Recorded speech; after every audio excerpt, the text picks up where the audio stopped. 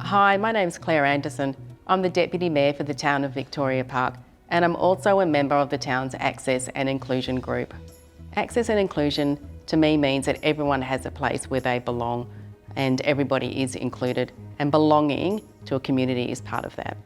It's important for organisations to have an access and inclusion plan because it means that they're listening to the voices of people with disabilities. They're taking on board their feedback and they're incorporating that into the way their organisation is structured and managed on a day-to-day basis. And it also represents a seriousness and a commitment from the organisation to people with disabilities. There are exceptional experiences, and one that comes to mind is the design of our parks.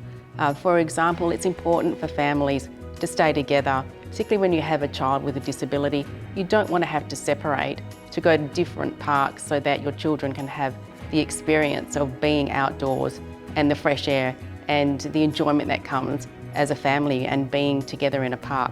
And for example, we have our Coolbardie Park, where there is a hard area underneath a swing, and there's also a raised sand pit so that children can still play there and people can be together. And that's what's really important for our families.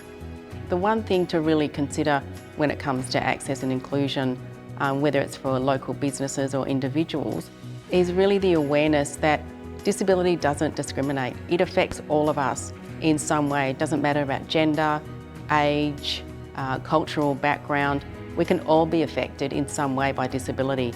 So it's having that awareness and creating spaces for each other so that we feel like we belong and have a sense of purpose.